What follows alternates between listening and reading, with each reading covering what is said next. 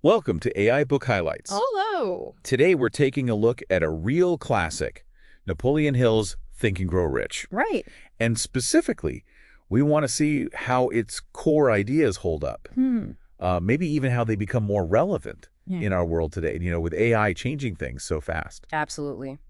Our goal here, using parts of Think and Grow Rich, how to prosper even in hard times, is really to pull out that timeless wisdom. Yeah. We want to give you, the learner, some clear insights, maybe some actionable things you can use right away for your own goals. Without having to read the whole dense book, maybe. Exactly. Kind of distill the essence for you. So let's jump in.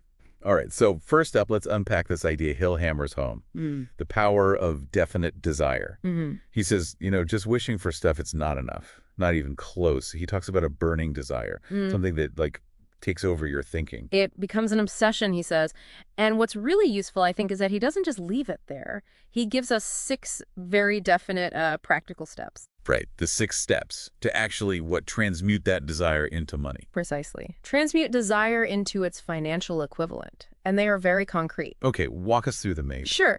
First, fix the exact amount of money you want. No vagueness. Okay, exact amount. Second, figure out exactly what you intend to give in return for that money. Value for value. Makes sense, what you'll give. Third, set a definite date by when you intend to possess it. A deadline. Got it. Fourth, create a definite plan to carry out your desire and start immediately, whether you feel ready or not. Ooh, start now. Okay.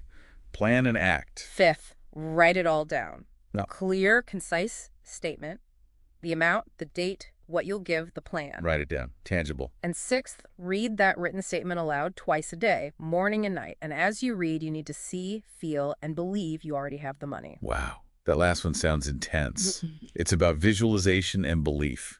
Deep belief. It's designed to program your subconscious, really. And, thinking about AI now, maybe that kind of laser focus, that clarity of desire, is even more vital. How so? Well, with AI throwing up so many possibilities, so many potential paths, maybe even distractions, having that unwavering compass of what you truly want becomes critical. Interesting point. And Hill uses that story about Marshall Field, doesn't he? He does. The Chicago store owner whose place burned down. A total disaster. Yeah. And instead of packing it in, he stood there looking at the ruins and said, what? He declared he'd build the world's greatest store right there on that same spot. That's desire. That's commitment in the face of, utter destruction. That's powerful. It wasn't just a nice to have. It was decided. And that kind of resilience, fueled by that intense desire, feels incredibly relevant today, doesn't it? With AI disrupting things left and right. Yeah, industries are changing shape overnight almost. So having that Marshall Field level of focus, that refusal to quit when things go wrong, could be the key to navigating all this change. Maybe even using AI in ways no one's thought of yet. Okay, so that's desire. What's the next big highlight from the book?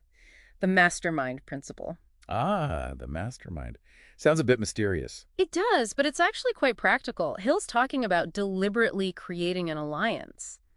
A group of people you choose carefully. As many as you need, he says. As many as you need for creating and carrying out your plan, specifically for accumulating wealth or achieving whatever your big goal is. And crucially, he says compliance, cooperation within the group is essential. This is not just casual networking then. Not at all. It's strategic. And before you even approach anyone, Hill says you need to decide what advantages, what benefits you can offer them in return for joining your group. Right, it has to be mutual, a two-way street. Absolutely. It's a synergistic relationship. He even suggests meeting regularly, maybe twice a week at first, until you've collectively nailed down the perfect plan. Twice a week. That's serious commitment. Can you imagine coordinating that today? Although... Well, maybe it's easier now with Zoom and all the AI-powered collaboration tools we have. Setting up regular virtual meetings might be simpler than in Hill's time. Good point. And the examples he uses are pretty stunning, aren't they? They are. He pretty much credits Andrew Carnegie's entire steel fortune to the power generated by his mastermind group. Which had, 50 people. Around 50, yeah. Focused solely on manufacturing and marketing steel.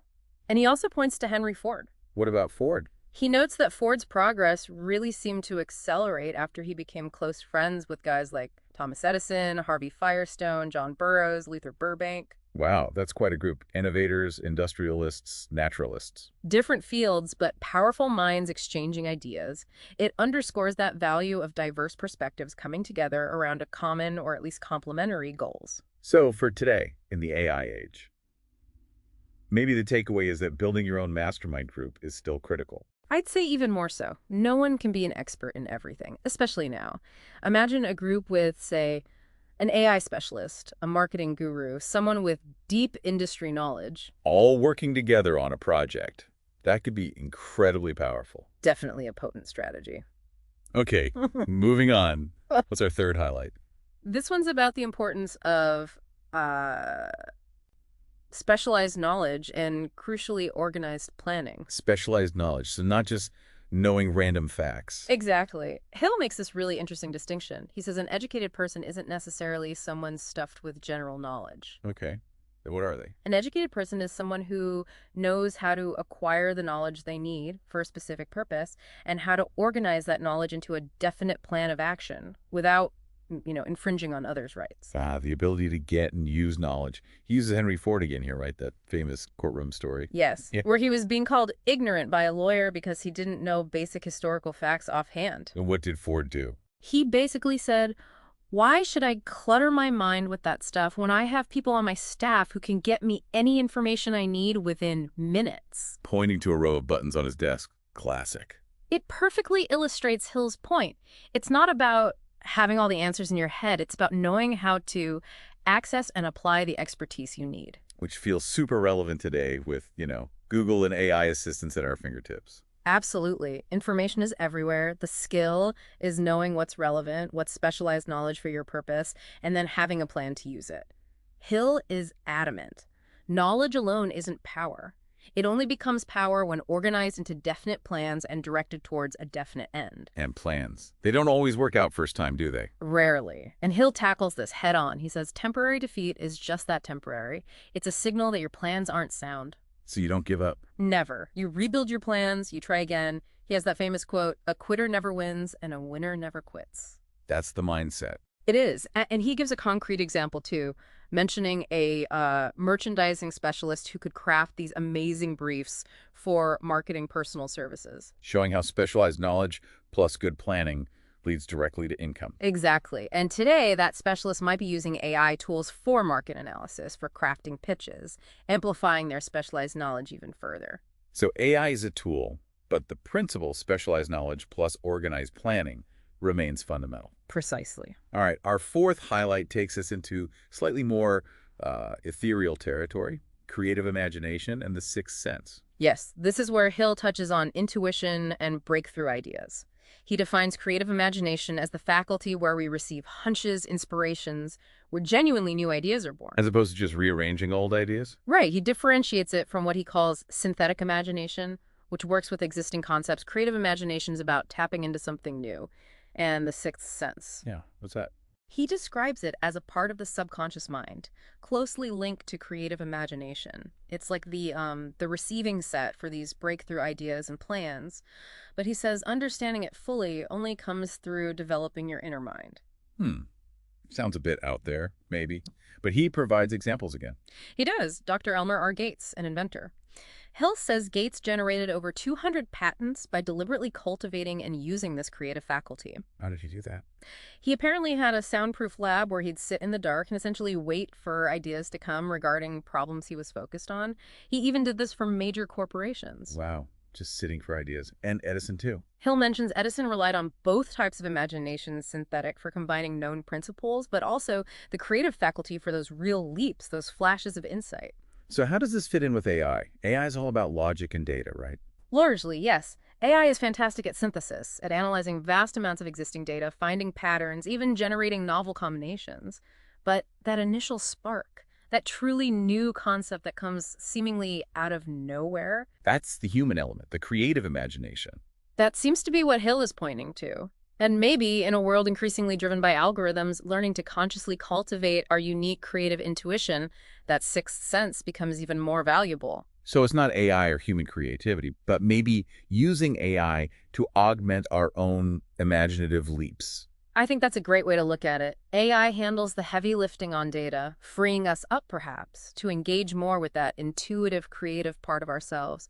Nurturing that inner voice could be key. Okay, fascinating. Let's move to our final highlight. Dealing with negative emotions and what Hill calls the 6 ghosts of fear. This is huge. Hill argues very strongly that we can consciously transmute or change negative emotions into positive ones. Just by thinking differently. Essentially, yes, by consciously choosing your thoughts. He believes thoughts have energy and we can direct that energy constructively. But first, we have to recognize the big obstacles, the fears. And he identifies 6 basic ones. 6 basic fears. Yes, the fear of poverty, fear of criticism, fear of ill health, fear of loss of love, fear of old age, and the fear of death. That covers a lot of ground. It does. And he says these fears are devastating. They paralyze reason, they destroy imagination, they undermine confidence, they kill enthusiasm. Basically, they block success. So how do we fight these ghosts? Hill's approach is direct. Make definite decisions to master them. It's about conscious choice. For example, with the fear of poverty, decide you'll manage with whatever wealth you can accumulate without worry. Make peace with it. And for criticism. Decide you won't worry about what other people think, say, or do. Focus on your plan, follow your own counsel. Easier said than done, perhaps. Especially today, with social media and constant feedback loops. Exactly, which makes this principle maybe even more critical now. Consciously choosing not to let the fear of criticism derail you is a vital skill. And he connects this power of thought or fear to real-world events, too. Yes, powerfully. He talks about the period after the 1929 Wall Street crash. He suggests that the widespread mass thought of poverty, the collective fear, actually helped crystallize the Depression into a harsh physical reality. Wow. The idea that collective fear can shape reality. It emphasizes the incredible link between our mental state, individual and collective, and our material outcomes. It's a call to cultivate mental resilience, optimism, especially when things look uncertain. Like, say, during major technological shifts driven by AI. Precisely. By actively working to transmute those negative emotions, to confront those underlying fears about change, about obsolescence, about the unknown, you keep your mind clear, focused, and adaptable. You stay in control. Okay, those are 5 powerful highlights. Let's try and boil this down to some actionable takeaways for our listeners. Yeah. What's the first step someone could take right now? Based on that first highlight, definite desire, I'd say take 15 minutes. Seriously, right after this, sit down and write out your exact financial or maybe another major goal. Be specific. Very specific. Then write down what specific value, what service, what thing you intend to give in return for achieving it. The give and get. Right. And finally, put a date on it. A realistic one, sure, but maybe a little ambitious too. Write that statement clearly. And then Put it somewhere you'll see it every single day. And do what Hill says. Read it aloud, morning and night. Try to really feel it as if it's already yours. Okay, takeaway 1. Define and declare your desire. What's number 2? Let's go with the mastermind. Think about your goals. Now, identify maybe 2 or 3 people you know whose skills or maybe their perspective or even just their connections could genuinely help you. People who complement what you bring. Not just random friends, but strategic allies. Strategic allies, yes. And the action is reach out to them this week. Not just to chat, but to specifically explore, hey, I'm working on X, you're great at Y. Could we maybe support each other? How could we create mutual benefit? Focus on the win-win. And maybe suggest regular check-ins. Exactly. Takeaway 2. Identify and reach out to potential mastermind partners. Excellent. And the third actionable takeaway. Let's tackle fear. Based on that last highlight, reflect for a moment on those 6 basic fears Hill listed.